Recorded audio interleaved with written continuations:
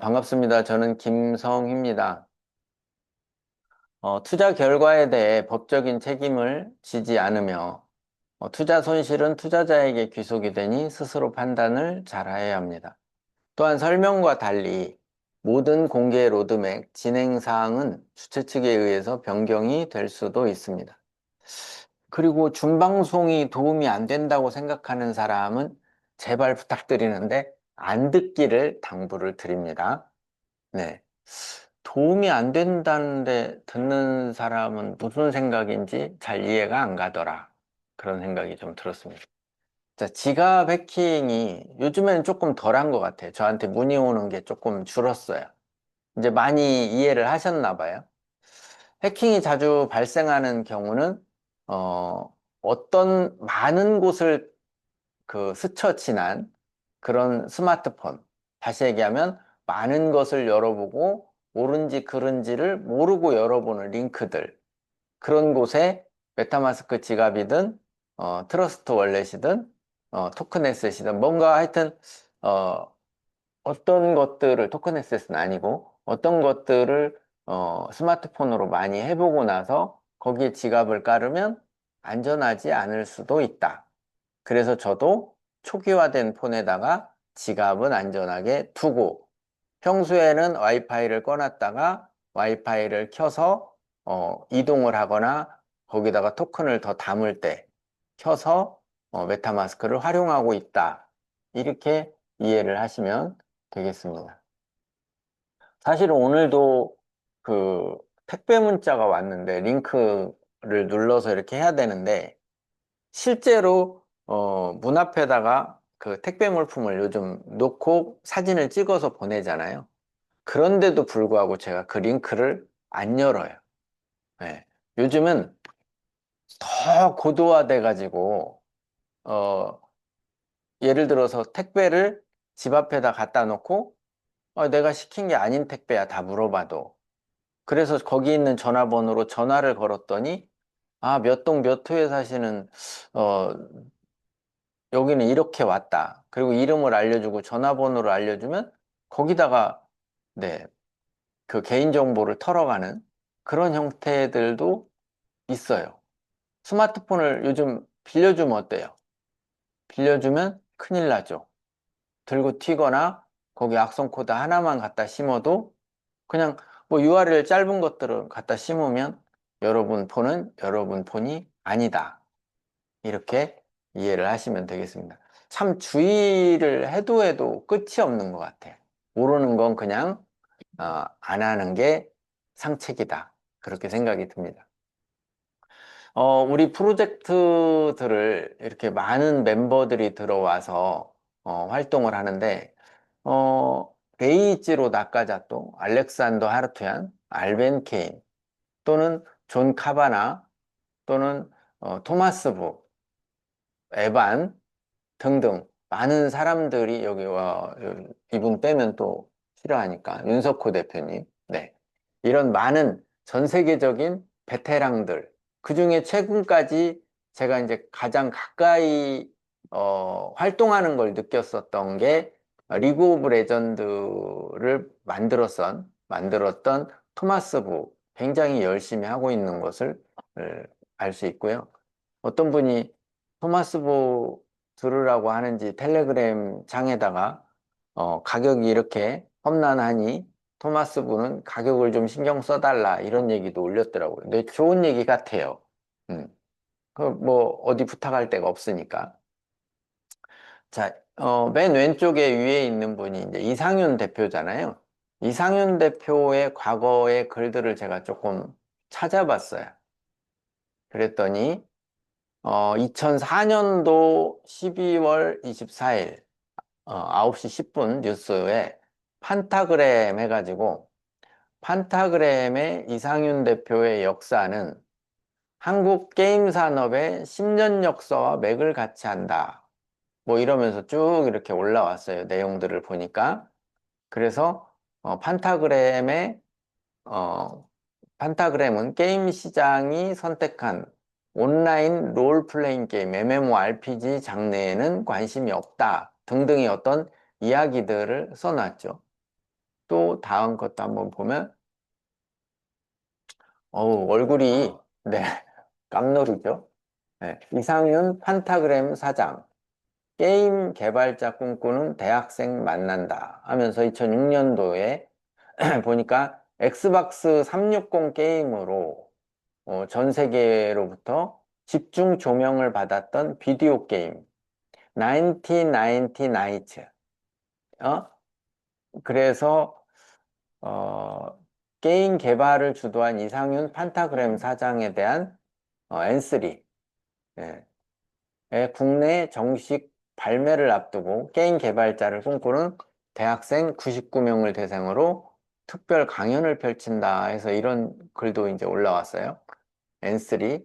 N3가 보시면 공유를 다시 한번 해보면, 여기 N3죠. 오른쪽 맨 하단에, 어, 멋지죠? 그림이 굉장히 멋져요. 맨 오른쪽 하단에. 네, 이게 N3예요. N3, 카르마 뭐 이런 것들. 자, 다시 가보면, 음, 이걸 보여드리는 이유가 있어요. 뒤에서 얘기할게요. 그 다음에 마이크로소프트의 기술 공급한 1세대 게임 개발자 블록체인 한계를 깼다라는 뉴스가 2022년 6월에 있었네요.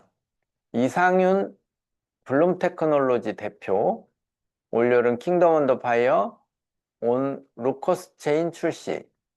로커스 체인의 게임 체인 위에다 킹덤 언더 파이어 워 오브 히어로즈를 장착했었던, 사실 제가 처음에 이 사무실, 지금 여기 이상윤 대표가 서 있던 사무실에 가서 이 상장들을 이렇게 봤는데, 옆에서 이상윤 대표가 그런 얘기를 하더라고요. 자기가 개발한 것들로 인하여 거의 200개 이상의 상장을 받았었다, 과거에. 그런 얘기를 하더라고요. 그래서 고등학교 2학년 때부터 게임 개발을 했었고, 용산 같은 데서 4,000개나 그 세트로 팔았었던 과거가 있다. 근데 지금은 블룸 테크놀로지라는 로커스 체인 개발사를 설립을 하고, 그 다음에 이상윤 대표가 대표로 있으면서 로커스 체인을 개발하고 있죠.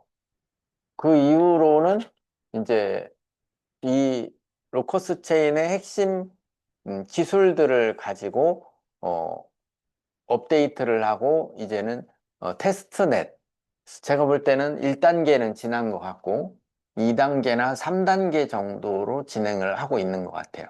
그래서 거기에서 신생 기술이다 보니까 이 얘기를 하는 이유가 뒤에 다 나오니까 그래도 잘 들어보세요. 여기에 AWTC라는 원장 구조, 블록체인이 뭐냐라고 질문을 한다면 블록체인은 원장이다. 다시 얘기하면 증명 가능한 장부다라고 얘기를 하죠. 왜 증명 가능한 장부가 필요하냐? 속여 먹으니까. 예, 사기를 치니까. 그러지 못하도록. 그런데 그 사기를 치려는 사람들은 다 어떻게 돼 있다? 중앙 집중화돼 있다.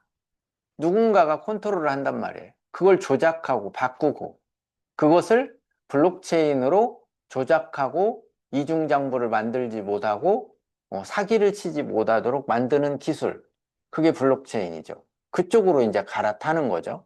그래서 로커스 체인으로 게임 관련, 의료 관련, 빅데이터 관련, 스마트 시티 관련, 뭐 이런 분야들을 로커스 체인으로 적용을 하고 있다. 그래서 그런 쪽으로 비즈니스를 굉장히 많이 하고 있다. 뒤에서 이제 그 얘기를 할게요. 그러면서 어, 지금 여러분들이 많이 얘기하고 있는 리플. 리플은 중앙 집중화가 돼 있다고 그랬죠. 분산화가 돼 있는 게 아니라. 블록체인의 가장 큰 특징은 탈중앙화인데, 탈중앙화가 아닌 중앙화 블록체인은 리플. 로커스 체인은 완벽한 탈중앙화를 구사하고 있다. 사실은 완벽한 탈중앙화를 구사하면서 속도, 다시 얘기하면 확장성을 내기가 어렵다. 그래서 중앙화를 택하고 그래서 노드를 몇 개만 운영을 하고 제가 하는 프로젝트도 노드를 33개 운영하는데 지가 다 들고 있어요. 오너가. 그럴 거면 중앙화된 걸로 가지 뭐하러 탈중앙화를 외치면서 지가 노드를 혼자 다 들고 있어요. 그런 어떤 형태들, 그런 것들을 개발하고 있고 이제 마지막 끝 무렵에 와 있다라고 하죠. 그래서 과거부터 보면은 쭉 뭐예요? 개발자적인 그 면에 서서 굉장히 노력해온 것을 볼 수 있다. 자, 다시 돌아갑니다. 그래서 이 개발자들이 다 전 세계에서 내노라 하는 개발자예요. 이상현 한 사람만 지금 이야기를 했지만 여기 있는 레이이치로 나카자토는 마이크로소프트사의 게임 담당 최고 권위자가 레이이치로 나카자토죠.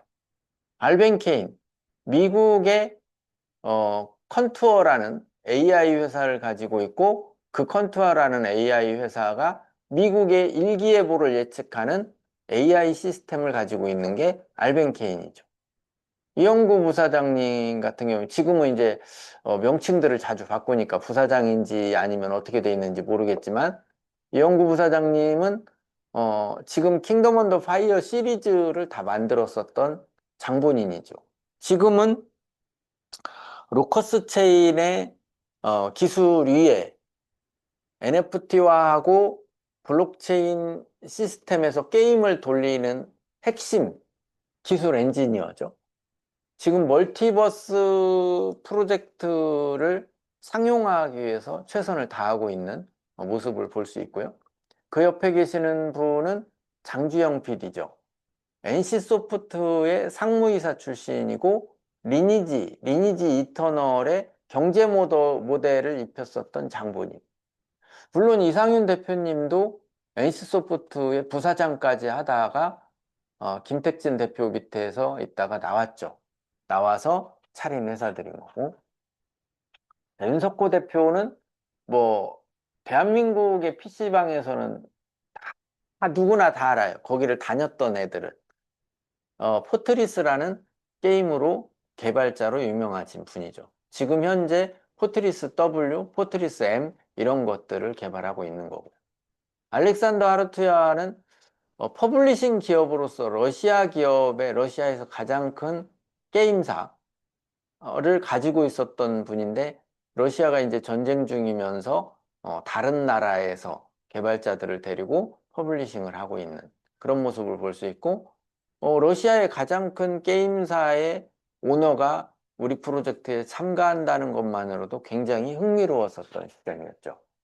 존 카바나 BBC 방송의 라이센스 담당 매니저 오지 히로이 일본에서 어떤 만화 제작을 그 작가로서 활동을 하다가 게임으로 전향을 해서 성공시킨 사례가 있는 그 다음에 오카모토 요시키 이제 오카모토 요시키의 2024년도 4월 10일 날 일본에서 크레타와 합작 프로젝트를 개발하는데 발표회를 가졌죠. 그 발표회에 제가 참석을 했었죠. 일본에 가서. 그때 아주 비밀리에 아주 이 게임 쪽에 유능한 사람들만 모아서 본인이 크레타하고 프로젝트 손을 잡고 개발할 상품에 특허를 준비하고 있고 특허가 나는 즉시 개발에 참여할 거다라고 했었는데 이미 1차 버전은 음, 재단하고 소통을 하고 있는 것 같고요. 그리고 토마스 부는 라이엇 게임즈라는 전 세계에서 유명한 리그 오브 레전드 또 발로란트도 아마 이쪽 라이엇 게임즈 걸 거예요. 지금은 중국의 텐센트한테 기업을 이제 넘어갔죠. 그 텐센트가 우리나라 넥슨을 인수하고자 하는 그런 기사도 최근에 나왔었고요. 근데 어 텐센트가 이제 그 라이엇 게임즈를 인수하고 이분은 나와가지고 개인적으로 게임을 만들려고 펀딩을 조성하고 있었는데 이상윤 대표가 만나서 우리 같이 하지 않을래? 작은 어떤 그 게임 프로젝트 말고 크레타라는 블록체인 위에서 돌아가는 프로젝트를 구상하고 있고 그랬었을 때 규모가 어떻다라는 이야기를 직접 하고 있는 때 그래서 사실 오랜 공을 들였죠. 한 1년 가까이 공을 들여서 크레타 프로젝트에 참여를 했죠.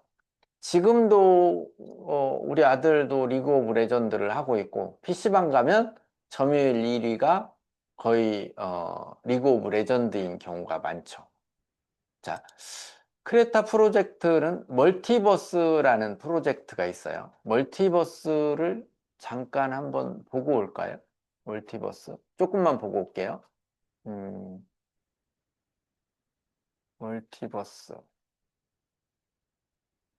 음, 여기 있네요. 자, 이걸 조금만 보겠습니다.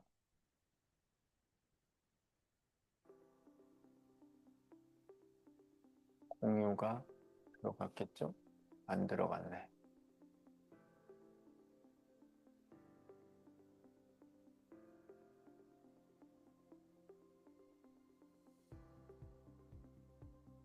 왜 이렇게 소리가 작지?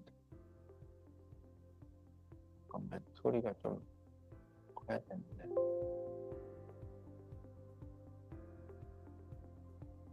지금은 이제 이건 구형 버전이에요.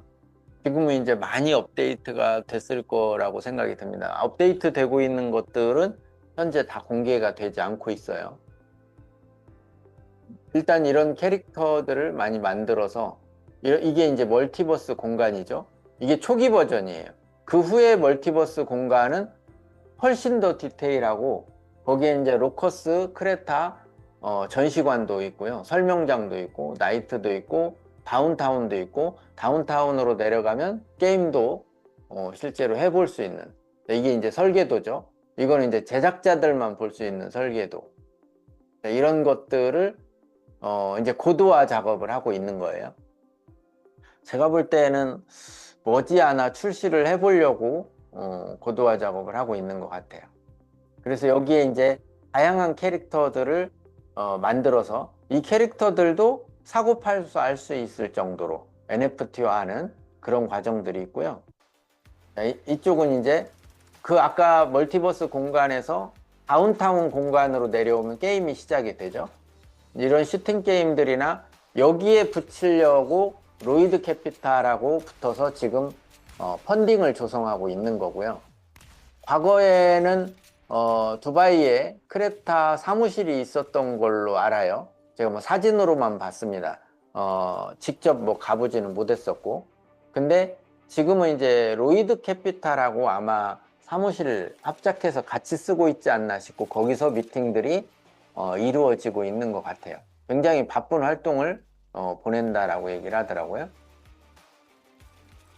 자, 여기에 이제 지금은 이 슈팅 게임만 여러분한테는 모델링으로 보여드리지만 여기에 다양한 것들이 붙죠. 포트리스도 마찬가지고. 자, 그래서 다시 가서 보겠습니다. 이 멀티버스 공간에서 왼쪽 상단에 멀티버스 공간에서 이제 유명 인사들의 어떤 그 공연 같은 것도 열리게 될 것이다. 그런 실제로 토마스 부가 그런 역할을 해왔었기 때문에 상당히 메리트가 있다라는 것이고 그 다음에 오른쪽에 보면 더 라이즈 뿐만 아니라 여기 이제 게임들이죠. 포트리스가 여기에 붙겠죠. CGP, 크레타, 게임, 플랫폼이 같이 붙죠. 그 밑에 오른쪽에 하단을 보면 슈퍼클럽. 슈퍼클럽은 오픈시 같은 그런 그 NFT를 거래할 수 있는 플랫폼이면서 거기서 커뮤니티를 형성하고 일종의 예전으로 따지면 다음 카페 같은 지금은 이제 훨씬 더 많은 기능이 붙어서 여기에서 USDT나 크레타나 무언가로 거래를 할 수 있는 자기가 가지고 있는 아이템을 거래할 수 있는 그런 것이 될 겁니다. 자, 진아람님 죄송하지만 그 스마트폰에 뭐가 습기나 봐요. 네, 주의 좀 부탁드리고요. 그 다음에 왼쪽에 하단 보면은 크레타 스튜디오. 크레타 스튜디오 관련한 건 스튜디오에서 직접 만들 수 있는 것들의 예시 종목을 한번 보겠습니다. 예시 종목. 뭐 가끔 보여드렸는데,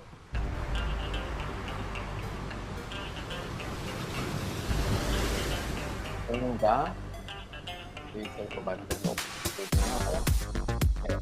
지금 여기는 이게 이제 플랫폼 중에서 스튜디오 오른쪽에 있는 이 스튜디오에서 만들 수 있는 것들입니다. 지금 집을 짓고 있잖아요.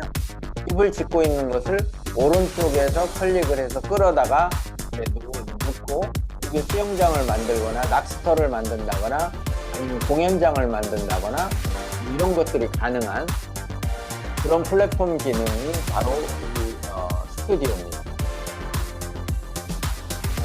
지금 이 버전은 과거의 버전이에요. 모된 버전을 준비하고 있을 거라고 보여지고요. 예쁘죠? 이렇게 공개를 하지 않는 이유는 있을 거라고 좀 보여집니다. 자, 그래서 크레타 스튜디오는 이렇게 툴들을 활용한 그리고 자기가 만들고 싶은 건물 또는 만들고 싶은 캐릭터, 만들고 싶은 강의장, 만들고 싶은 수영장 등등을 만들어낼 수 있는, 다시 얘기하면 일반인들도 개발자의 역할처럼 쉽게 활용을 하게끔 하고 여기에 AI를 붙여서 그러니까 자기들 만들려고 하는 사람들 또는 고객층을 겨냥할 수 있는 그런 툴이 되겠습니다. 그리고 우리 그 멤버들 얼굴들을 이렇게 보면, 왼쪽에 크레타 멤버들, 오른쪽에, 로커스체인 멤버들. 근데, 이렇게 보면은 서로 교류를 하는 것도 많이 볼 수가 있죠. 자, 지금까지 말씀드린 것들은, 이제 멀티버스 공간은 이렇게 바뀌었어요. 훨씬 더 아까보다 업그레이드 됐죠. 이런 공간들을 보면. 네, 이것이 아까 그 보여드렸던 멀티버스 공간이에요. 이제 이것을 더 폭넓게 활용하고 이렇게 올라가서 게임도 하고 여기서 뭘 타고 다닐 수도 있고 뭐 이렇게 되겠죠. 지금 현재 이것도 CBT까지 진행을 한 상태입니다. CBT는 클로즈 베타 테스트죠. 일정한 멤버들을 활용해서 거기서 고객들이 다양한 것을 테스트해보고 그리고 실제로 오픈 베타를 준비하는 그런 과정까지도 테스트를 했었죠. 근데 그것을 훨씬 더 이제 고도화 시키고 있는 중이다라고 보시면 될 거예요. 자, 블록체인 암호화폐의 국제 어떤 정세를 보면 이번 주에 비트코인 가격이 꽤 올랐어요. 어디 한번 가볼까요? 음, 업비트를 한번 들어가 보면 제가 아까 에이다를 봤었네요. 저는 이제 에이다도 보유하고 있어서 자, 비트코인 가격이 1억 6,140만 원. 며칠 전에 그저께 정도는 1억 한 6,600만 원까지 오르더라고요. 어디 한번 볼까요? 1억 6,700만 원까지 찍었네요. 자, 이렇게 비트코인이 가격이 계속 가는 이유는 무엇이에요? 가장 큰 것은 희소성입니다. 이더리움도 막 200만 원 초반까지 내려왔었는데 어느새 430만 원 가네요. 리플, XRP가 다시 이렇게 곡선을 그리면서 우상향을 해서 4,000원대를 왔다 갔다 하죠. 자, 뒤에서 오늘은 리플 이야기를 조금 할 거예요. 제가. 그래서 비트코인이 이제 12만 1,000달러, 조금 있으면 뭐 13만 달러 이렇게 가겠죠. 하고 있는데 이렇게 잘 만들어 놓고 멀티버스도 멋진데 왜 크레타는 이렇게 많이 안 오르냐? 제가 비트코인이 오를 때 크레타도 조금 오른다고 했는데 조금은 오르더라고요, 보니까. 덕불 장군님, 내 스마트폰에 그 기스가 안 나게 잘 해줘 보세요. 네. 자, 그래서 크레타는 지금 여러분한테 설명드린 이런 것들이 마구 활용 가치가 높아질 때, 그때 바로 이제 그, 가격이 높아지게 되겠죠. 또, 잠깐만요. 이게 공유가 되어 있는지 보고, 비트코인의 다음 고점은 12만 7천 달러 정도 될 것이다. 이런 이야기가 있어요. 저항선이. 어, 앞으로도 더 발전 가능성이 보이고, 비트코인 시가총액이 전 세계의 자산 시가총액 중에 5위를 찍었다라는 내용도 있더라고요. 뭐, 비트코인만 가냐? 네, 최근에는 조금 비트코인 위주로 많이 가죠. 블로그에 비트코인 보유 기업이 연말까지 36곳 더 늘어날 것이다. 뭐 그러면서 그런 기업들에 대한 이야기들을 쭉 써놨는데 제가 얘기했죠. 앞으로 9천 개 기업이 미국에서만 비트코인을 보유하게 될 것이다. 국내에서도 더 많이 늘어날 것이다 라는 거죠. 블랙록의 현물 비트코인 IBIT 어, 전 세계적으로 가장 크게 펀드를 운영하고 있죠. 얘네들도 비트코인을 계속 주워 담고 있는 모양이에요. 마이클 세일러는 오늘이 16일인데 14일경에 비트코인을 또 매수할 것이다. 이렇게 얘기를 하고 있죠. 반면에, 반면에 시장이 잠깐 꺾인 이유가 하나가 있어요. 꺾인 이유가 이런 것 때문이거든요. 보면은, 어디 갔어? 어, 제가 안 띄워놨나 보네. 띄워놓다가 말았네. 지금 비트코인을 누가 8만 개를 시장에 내놓으려고 그러나 봐요. 그게 14년 동안 보관했는데 한번 찾아볼까요? 기사를. 어, 14년 동안 보유하고 있었던 비트코인을 누가 꺼내놓은대요. 어디 보자. 어디에 있을 텐데 기사가.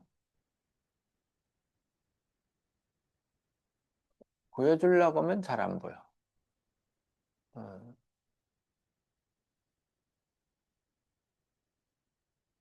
나 쳐봐야 되겠다. 네이버에. 제목이, 잠깐만요. 음, 제가 여기다 옮겨놨는데, 이걸 열어놓는다고 하면서 안 열어놨네. 보면은, 비트코인 고래 14년 만에 8만 BTC 이동. 이런 기사가 있어요. 14년 만에 8만 BTC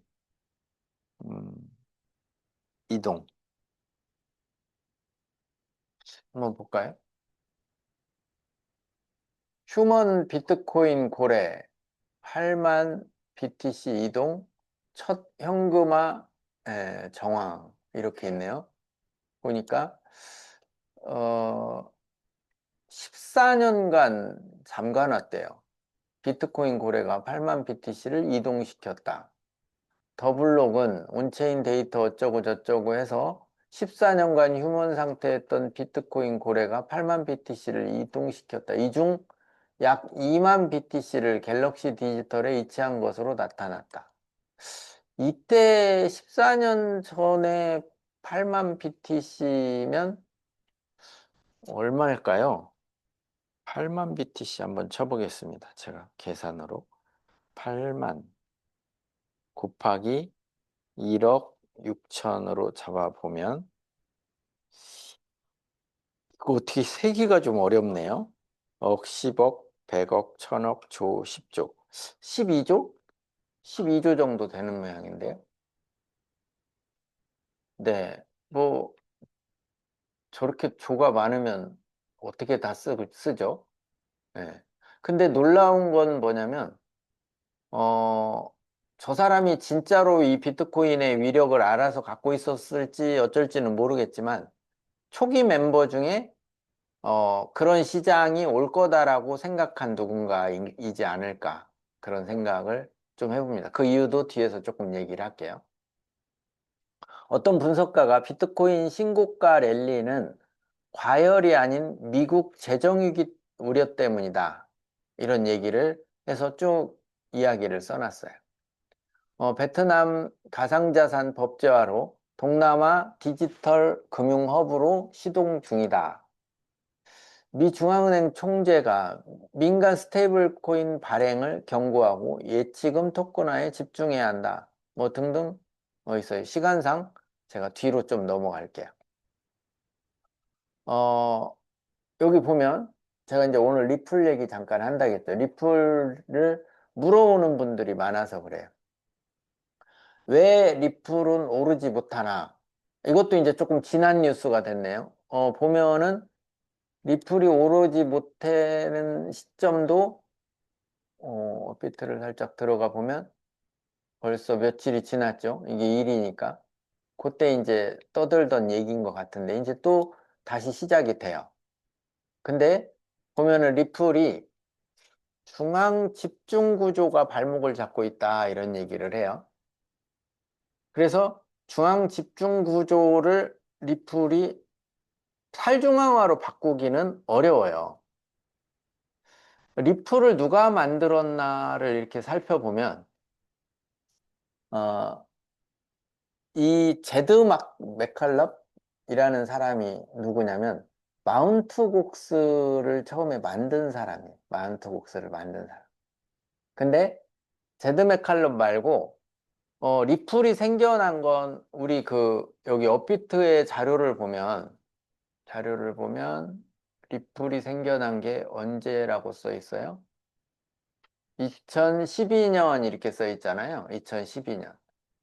근데 실제 리플이 탄생된 날은 2012년이 아니라 2004년이에요. 아니, 그러면 리플이 2009년인 비트코인보다 먼저 생겼습니까? 라는 질문을 하실 수 있죠. 네, 먼저 생겼어요, 리플이.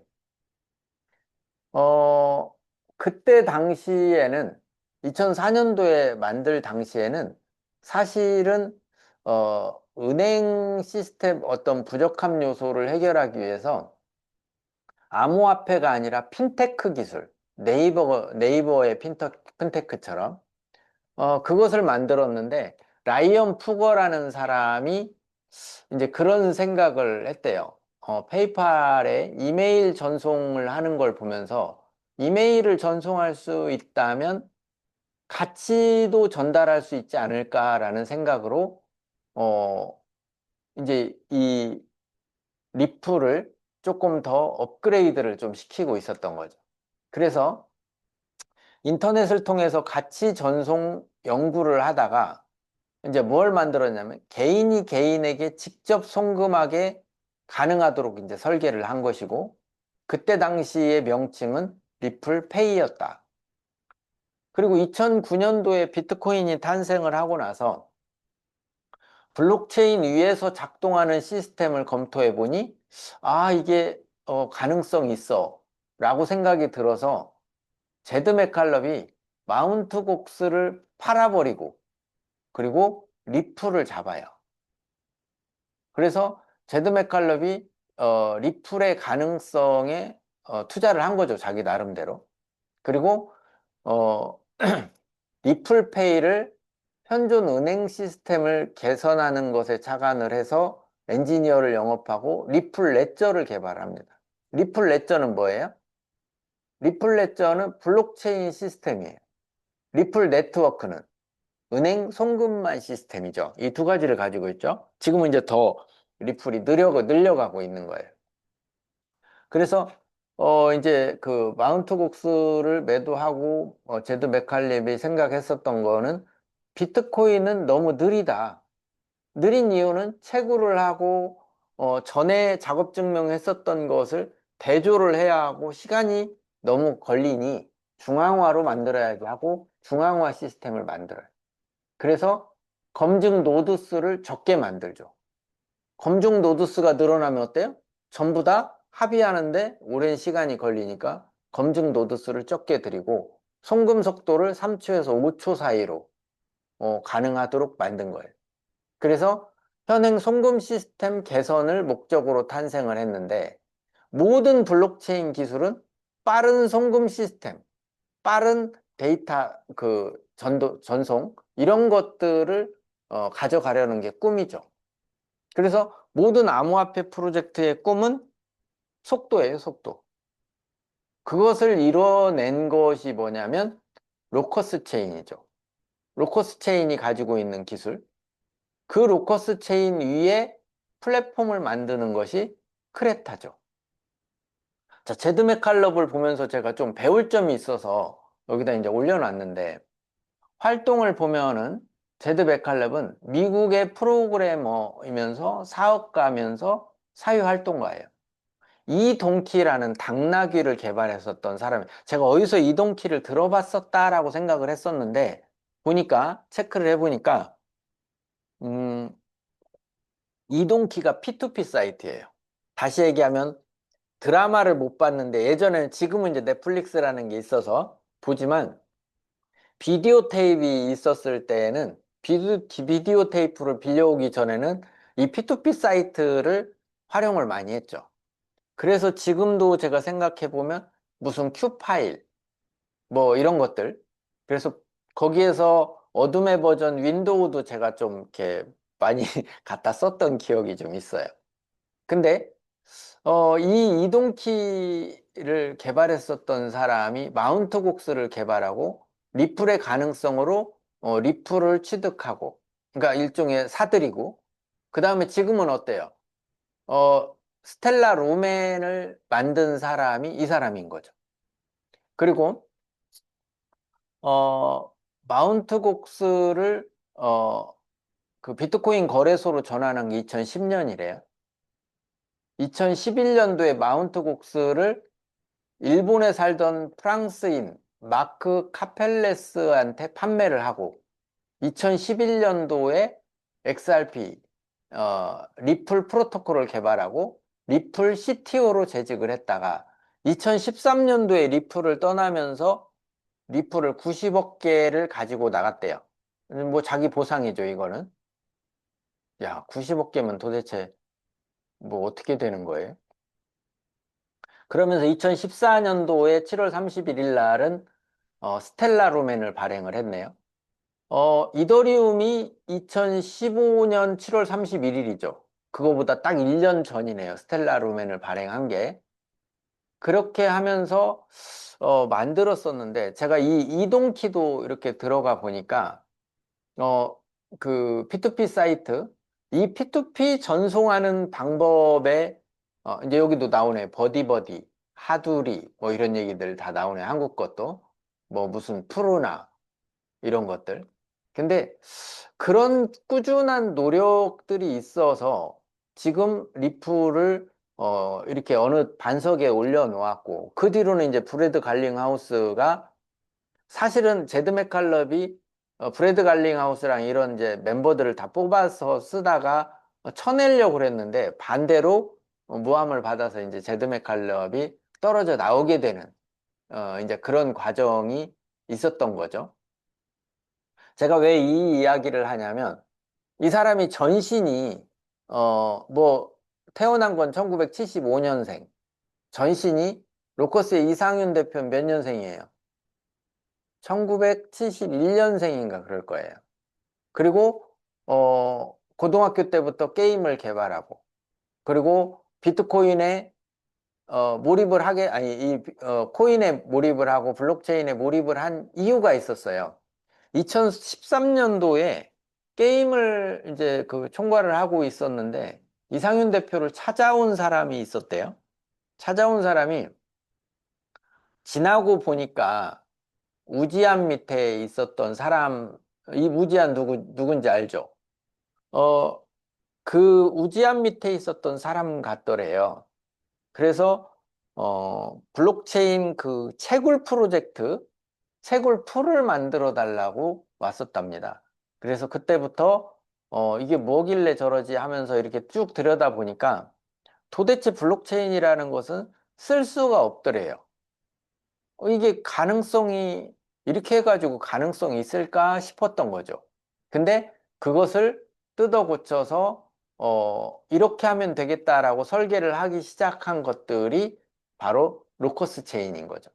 그러니 제가 볼 때는 로커스 체인에 시간은 좀 걸리고 짧은 시간 안에 투자하고 성공하려고 했었던 그런 분들도 많이 있겠지만, 이 제드 맥칼립처럼 꾸준히 이렇게 진행을 해오고 놓지 않고 이렇게 한 거 보면 충분히 비전이 있어 보인다라는 생각을 저는 가지고 있습니다. 그래서 여러분들한테 하도 이제 리플을 많이 물어보고 하기 때문에, 근데 이제 리플이 지금은 브래드 갈랭하우스가 어떻게 발전을 시키고 있냐면, 사실 XRP는 그 송금 시스템으로는 사실은 적합하진 않아요. 이유가 뭐예요? 여러분도 생각을 한번 해보세요. 이유가 뭐예요? 지금 오늘 그, 저 아까 제가 기사를 띄워놨었는데, 기사에서 보면은 트럼프가, 이 기사를 한번 보세요. 트럼프 대통령 지니어스 법안 내일 표결. 하원 의장도 동의를 했대요. 원래는 12명 중에 11명만 동의를 했는데, 이제 내일 이게 이제 발표가 날 것 같아요. 그럼 이제 상원 통과하고 하원 통과하고, 사실 하원에서도 다 반대를 했는데 트럼프 대통령이 직접 만나가지고 어 이걸 통과시켜야 한다라고 얘기를 하고 있는 모양이에요. 그래서 제가 이제 지니어스 법안에 대해서 과거에 여러분한테 얘기를 드린 적이 있죠. 지니어스 법안 요약, 미국 내 스테이블 코인 발행, 유통 또는 그것에 대한 예치, 이런 것들에 대한 법안이 이제 그 지니어스 법안인데, 이것을 통과를 시키려는 이유가 뭐예요? 전 세계의 송금 시스템도 스테이블 코인으로 하면 편하기 때문이라는 논리가 깔려 있는 거예요. 그래서 XRP가 송금 시스템을 차지할 건 아니고, 제가 볼 때는 스테이블 코인이 송금 시스템을 차지하지 않을까, 그렇게 봤는데, 그래서 저도 과거에는 리플을 굉장히 등한시했던 거예요. 맞지 않아서. 근데 이제 RLUSD를 만들어냈죠. 그러면서 USDT가 미카 법안에 누락이 되고, 일종의 그 통과를 아직 못했지만 이제 뭐 노력은 하겠죠. 지니어스 법안도 통과를 해보려고 USDT가 노력은 하겠죠. 근데 RLUSDT는 이미 미국에서 허가를 득했고, 그러니까 가능성이 높아 보여요. 근데 XRP는 아니란 말이에요. 계속 아니었죠. 근데 이번에 이제 그 플랫폼 형태를 조금 바꾸는 것 같아요. 그래서 이더리움의 EVM 기술을 XRP가 도입을 했어요. 도입을 해서 확장성을 꾀하는 거예요. 그래서 그 안에서 스마트 컨트랙도 작동이 되게끔 만드는 기술들을 이제 조금 더 개선을 한 거죠. 고도화 작업을. 그렇게 하는 이유는 뭐냐면 XRP가 더 확장을 시켜 나가겠다라는 전략이 있고, 또 하나는 송금 시스템은 RLUSD가 되지 않겠나, 그런 생각이 들어요. 그래서 과거에는 저도 리플을 등한시했는데 이제는 조금 더 성장을 꾀하고 있구나. 왜 그렇지 않겠어요?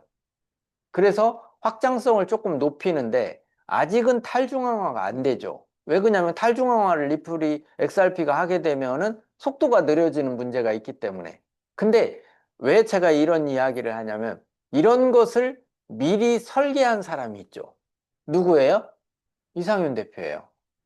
그래서 로커스 체인과 크레타가 이미 그 설계된, 리플이 가지 못했던 길을 이미 설계하고 로커스 체인에다가 이더리움의 EVM 기술을 붙여서, 용어를 뭐라 하겠어요? VME라고 붙인 거예요. 그런 설계가 이미 처음부터 들어가 있었던 거고, 시간은 걸리지만 제가 볼 때는 리플은 가면서 저걸 수정을 해야 되잖아요. 가면서 수정을 하는 걸 제가 과거에 어떻게 표현을 했냐면, 항공기는 이미 이륙을 했는데 어 공중에서, 공기 중에서 이동 중에 비행기를 수리해야 하는 꼴이 생겨났다라는 거죠. 지금 로커스나 크레타 같은 경우는 어때요? 로커스 같은 경우에는 어떻게 보면 유도활주로 해서 지금 띄워보기 위해서 떴다 내렸다를 해보고 있는데 처음부터 설계가 어때요? 처음부터 설계가 헬기나 아니면 뭐 이동수단으로서의 비행기가 아니라 처음부터 굉장히 빠른 제트기로 설계를 했다는 거죠. 그래서 그런 어떤 설계들이 굉장히 저는 존중스러웠고, 그리고 그것들이 무사히 하늘을 날기만 한다면 좋겠다. 그런 생각, 그런 날이 올 거다라고 생각을 했는데, 이제 뭐 거의 다 와 있는 상태인 것 같아요. 그 위에서 비행기가 예를 들어서 로커스라는 제트기 안에서 훨씬 더 다양한 그 메타버스 환경을 만들어내고 그 안에서 뛰어놀 수 있게 만든 설계가 바로 크레타인 거죠. 그러니까 이 두 가지는 묶여서 굉장히 비전이 있다라는 거예요. 다만 가격이 왜 떨어져 있느냐? 아직 비행을 하지는 못하니까. 고객을 태워 나르고 수익을 벌지는 못하니까. 아직 수익성은 만들어지지 않았으니까 거기에 지금 붙이고 있지만 그 플랫폼이 완성이 되면 굉장히 좋을 것이다 라고 얘기를 드렸었던 거죠. 그래서 지금 이번에 수위가 모바일 기반 MMORPG 사무라이 쇼다운을 출시를 한대요. 그래서 다른 프로젝트들도 이렇게 게임을 얹어서 수익성을 만들려고 하는 거죠. 여기에 로커스 체인이 가지고 있는 서버리스 기술, 이들은 다 서버를 움직이면서 해야 될 텐데 거기에서 NFT 거래를 할 때만 블록체인 어떤 걸 기반으로 수익 기반으로 한다는 거예요. 근데 그게 아니라 로커스 체인은 게임 자체도 어디에서 돌린다는 거예요? 블록체인 위에서 돌린다는 거예요. 블록체인 위에서 돌릴 수 있는 블록체인이 있느냐? 서버에 담지 않고 돌릴 수 있는 기술이 있느냐? 한편으로는 기술이 있다. 근데 돌리지는 못한다. 남들도 그렇게 얘기를 해요. 남들의 블록체인, 다시 얘기하면 로커스 체인 외의 블록체인들도 게임을 돌릴 수 있다라고는 얘기를 해요. 그래요. 돌릴 수는 있어요. 근데 유저들이 들어가서 게임을 하려고 하면 안 돌아간다. 돌릴 수는 있으나 안 돌아간다. 이런 차이점이 있는 거죠. 근데 로커스 체인은 어떻다? 돌릴 수는 있으나 들어가서 유저들이 모여서 게임을 해도 잘 돌아갈 것이다. 이것을 성공한 케이스가 바로 킹덤 언더 파이어 워 오브 히어로즈죠. 그것을 크레타하고 접목시켜서 세상에 내놓게 되면, 물론 지금은 두 가지를 다 해요. 어떻게? 서버의 형태에서 NFT만 거래할 수 있는 것과 또 하나는 포트리스를 블록체인 위에서 어떻게 하면 돌릴 수 있을까를 개발 실험을 계속하고 있는 거예요. 그래서 나중에 만나서 더 좋은 장점들을 가지고 게임을 원활하게 돌린다. 그게 터지면 이제 세상의 뉴스에 이제 파다하게 나오겠죠. 그러면서 그 뉴스들의 게임사들은 어때요? 크레타와 로커스를 바라볼 수밖에 없다. 왜? 일반인들은 잘 몰라요. 북미 서버를, 아시아 서버를 돌리면서 그 엄청난 서버 비용을 지불하고 있는 것을 일반인들은 몰라요. 근데 누구나 게임을 하려면 그 서버에 접속을 해야 하는데 서버가 없이도 전적 시스템이 블록체인 위에서 돌아간다. 이런 것은 굉장한 새로운 시대를 예고하고 있다. 이렇게 보여집니다. 자, 요번에 크레타 앤 로커스 체인에 대한 질의응답이 있었어요. 자, 들어가기 전에 질의응답에 들어가기 전에 한번 포트리스 영상을 살짝 보고 가겠습니다.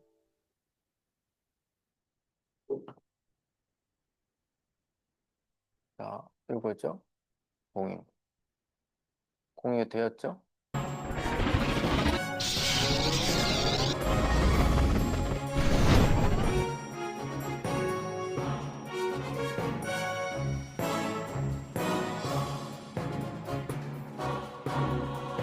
공유돼서 여러분 보고 계시죠?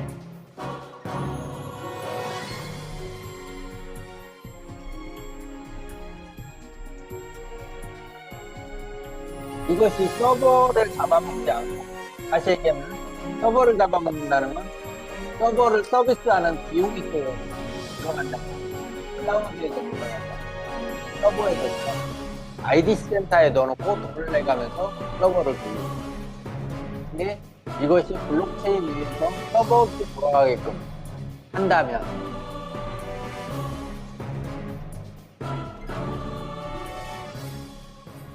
자, 보셨죠? 잠깐만요. 공유 다시 하고요. 어, 네, 이렇게 공유됐죠? 그래서 요번에 그 질의응답한 내용들을 살펴보면, 자, 로커스 체인 그 재단의 공식 답변이에요. 로커스 게임 체인의 문제. 현재 진행 중인 게임 체인 프로젝트는 다음과 같습니다. 스팅 커프 골드 이런 게임 체인을 준비하고 있고, 크레타 멀티버스 블록체인 위에서 돌리는 거, 크레타 멀티버스의 배틀 아레나, 그러니까 게임이겠죠. 이거는 그냥 멀티버스가 있고 뛰어노는 멀티버스, 또는 강연하는, 또는 거기에 박물관 뭐 이런 것들, 이런 멀티버스가 있고, 그 안에 배틀 아레나라는 게임, 그 다음에 커프 더 라이즈, 이런 것들이 현재 게임 체인 프로젝트로 진행 중이다, 이렇게 답변을 했어요. 위의 모든 프로젝트는 실제 게임 체인에서 실행되고 있으며, 크레타 멀티버스와 배틀 아레나는 지난 CBT에서 적용된 게임 체인 버전으로 테스트를 완료했으며, 그러니까 실행되고 테스트를 하고 있는 것도 있고 완료된 것도 있고, 현재 업데이트된 게임 체인을 적용하여 내부 테스트를 진행 중입니다. 자, 이 내부 테스트가 오래 걸리죠. 왜 오래 걸려요? 아무도 해본 것들이 아니에요. 처음 해보는 거래요. 이들도 그러니까 처음 열어보는 거예요. 보통 게임 소스들을 조금씩 베껴다 쓰거나 어떤 소스를 열어봤더니, 아, 이렇게 했구나. 그러니 여기다 이렇게만 붙이면 되겠지. 앞에다 이렇게 넣고 뒤에다 넣고. 근데 여기는 그런 게 아니에요. 전부 다 새로 만들어야 되는 부분인 거죠. 그래서 좀 시간이 더 걸린다, 이런 얘기들을 하고 있는 거죠. 포트리스 시리즈 중 게임 체인이 적용된 프로젝트는 포트리스 4이며, 포트리스 W는 모바일 게임인 포트리스 M을 웹3 변환하여 게임 테스트를 진행하는 프로젝트입니다. 게임 체인에 따라 새로 개발된 게임도 개발할 수 있지만, 이미 서버 방식으로 개발된 게임은 SDK나 API를 적용하면 바로 서비스할 수 없기 때문에 게임 체인의 서버리스 기술은 문제가 되지는 않습니다. 자, 게임 체인에 따라 새로운 개발도 할 수 있지만, 기존의 서버 형식을 완전히 바꾸는 것은 꽤 시간이 걸린다, 그런 뜻인 거죠. 게임마다 적절한 수정이 필요하고, 현재 게임 시스템을 적용하기 위한 일부 프로젝트는 네트워크 및 서버 처리의 수정을 최소화하기 위해 수정이 진행 중입니다. 이게 왜 니네 이렇게 오래 걸리냐, 저도 그런 생각을 했는데, 얘네가 하는 얘기가 뭐냐면, 우리 이거 지금 하는 거 완전히 서버 형태에서 서버 없이 돌아가는 블록체인 노드에서 돌릴 수 있는 걸로 완벽하게 바뀌기 때문에, 그 서버 있을 때 소스를 갖다 그대로 긁어다가 쓸 수가 없다라는 거예요. 그래서 다 전부 다 어때요? 폼을 변경해서 새로 만들어야 한다는 거죠. 그렇지만 그럼에도 불구하고 많이 했다라는 내용인 것 같아요. 현재까지 개발 결과를 통해 이미 인기를 끌고 있는 것도 있고, 내년 2026년 게임 체인 적용을 목표로 상용화된 온라인 게임 개발사와 2, 3곳과 계약을 추진 중입니다. 사실 이런 게임 개발 관련한 어, 합류한 기업이 거의 10개가 넘는 걸로 알거든요. 그 중에서 이제 근접화돼 있는 것들, 계약을 추진 중인 것들은 2, 3곳 정도라고 얘기를 하는 것 같고요. 이보다 더 될 수도 있고, 더 빨리 될 수도, 늦게 될 수도 있어요. 메인넷 이슈. 현재 공개된 테스트넷을 통해 로커스 체인 메인넷을 테스트 중입니다. 다시 얘기하면 공개된 테스트넷을 발표를 했죠. 거기서 테스트를 하면서 제가 들어가서 계속 보니까 여기 보시면 한번 보여드릴게요. 이거 다인데. 여기 있구나. 여기로 들어가서 보시면 여기서 제가 지금 현재 공유돼 있죠. 공유돼 있는 선상에서 제가 로커스 체인을 열어볼게요.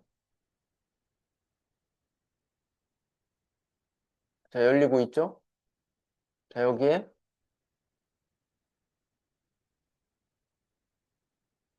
자, 열렸죠.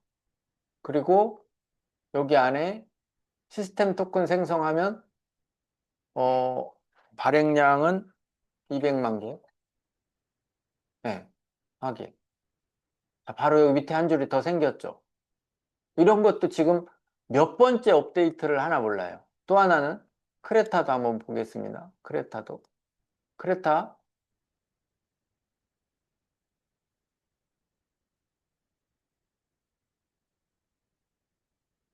어디 갔어? 자, 나왔죠? 크레타 지갑도 자, 보시면 폴리곤이 있죠? 크레타도 10만 개 있죠? 인벤토리 가보면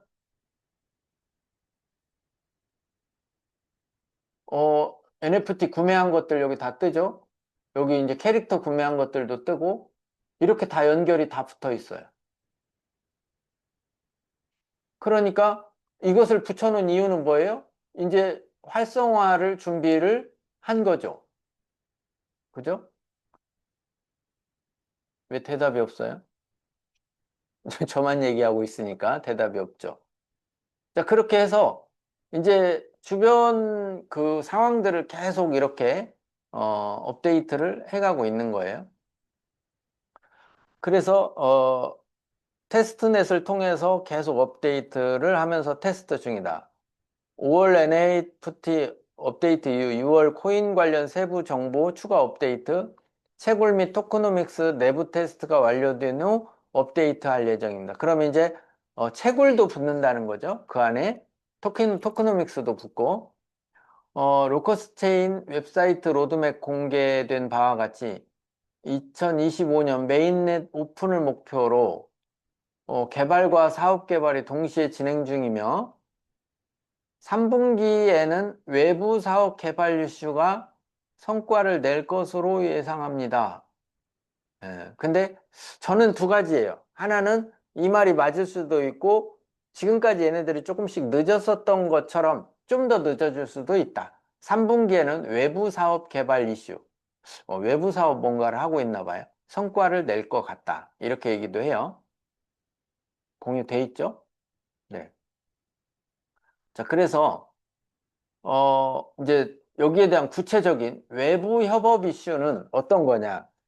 게임, AI, 메타버스, 금융 등의 분야에서 기존 파트너를 포함한 새로운 강력한 파트너들과 협업하고 있대요.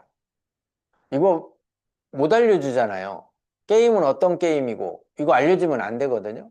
AI, 메타버스 분야, 금융, 이 분야에서 기존 파트너를 포함한 새로운 강력한 파트너들과 협업하고 있대요.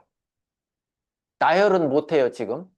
새로운 파트너와 협업을 위해 가시적인 성과를 발표할 시기가 다가오고 있대요. 네, 다가오고 있대요. 외부 투자와 관련된 문제는 현재 많은 사람들이 외부 투자에 대해 궁금해하고 있습니다. 왜 이게 궁금해요? 투자를 받았다는 소식이 들리면 가격에 영향이 올 것 같기 때문에 그러겠죠. 물론 일부는 이미 투자회사의 웹사이트를 통해 우리와 협력하고 있으면 실제 협력 중인 것으로 알려져 있습니다. 그러나 예비 투자는 예비 조정 작업이 완료된 후 두 회사 간의 협의를 거쳐 발표될 예정입니다. 이렇게 보면 제가 아까 하나를 띄워놨는데 어, 어디가 있을까요? 여기 있네요. 이게 이제 로이드 캐피탈 홈페이지거든요. 로이드 캐피탈 지금 보고 계시나? 네. 로이드 캐피탈 홈페이지인데 여기에 웹3 디지털 이코노미 해가지고 어디서 좀 많이 봤죠? 더 라이즈가 여기 써 있고. 네. 우리 프로젝트들이죠. 크레타 관련된 또 로커스 체인 관련이 이 전 세계적인 이 홈페이지에 이렇게 딱 붙어 있어요. 내용에 보면 언제 기회가 되면 한 번씩 훑어보시고요. 다시 이야기로 가볼게요. 그러면 현재 많은 사람들이 외부 투자에 대해 궁금하고 있는데 일부는 이미 투자회사 웹사이트를 통해 우리와 협력하고 있는 게 지금 보여졌죠. 방금. 실제 협력 중인 것으로 알려져 있습니다. 네, 김덕림님. 네, 또 여기다 이제 그림 그리시기 시작하면 제가 방해되니까 핸드폰을 가만히 들고 계세요. 자, 커뮤니티 내 특정 사람들의 활동에 관한 문제. 재단의 소식은 공식 채널에서만 공지되면 확인할 수 있습니다. 맞죠? 다른 채널에서 언급된 내용을 개별적인 관점으로 생각할 수 있습니다. 제가 강의하는 거나 어떤 방에서 누군가가 계속 떠드는 거나 떠드는데 긍정적으로 떠드는 사람도 있고 아주 부정적으로 떠드는 사람도 있어요. 그건 그 사람들의 성격이고 그 사람들의 특징이라는 거지. 재단은 그런 것에 일희일비하지 않는다라는 얘기인 거예요. 그래서 재단의 소식은 공식 채널에서만 공지된다. 물론 저도 가끔 이렇게 질문을 하고 응답을 받기도 하지만 그런 것들은 개인적인 궁금증 해결 요건으로 봐라. 그런 얘기예요. 계약이 체결돼서 나오는 것들 또는 그런 것들은 재단에서 공지를 하지만 그냥 입으로 떠드는 것들은 그들의 소관이다. 이런 얘기를 하는 거예요. 마케팅 이슈. 재단은 활발한 마케팅 활동의 부족을 인식하고 있대요. 이게 조금 아쉽긴 하죠. 네. 어, 뭔가 막 사회적으로 또는 뭐 브래드 갈링하우스처럼 또는 뭐 찰스 호킨스처럼 그렇게 막 뭔가 막 이슈적으로 떠들지를 못하고 있는 것에 대해서 사과를 하는 거죠. 이런 부분들은. 자, 다음 거. 제품 출시 및 로드맵. 크레타 메타버스 게임의 품질과 안정성을 최우선적으로 삼고 있다. 크레타 메타버스와 게임의 품질의 중요성에 하고 있지 가격에 우선하고 있지는 않다. 이 얘기를 하는 거예요. 이에 따라 개발 노력에 집중하고 있습니다. 왜? 가격은 지금 올라봐야 게임이 정확하고 게임이 사람들한테 인기가 떨어지고 게임이 뭔가 호재들이 많지 않으면 가격을 잠깐 올리는 건 의미가 없다는 얘기인 거죠. 크레타 메타버스는 현재 내부 테스트를 진행 중이며 공식 출시 일정을 포함한 세부 로드맵이 곧 발표 예정이래요.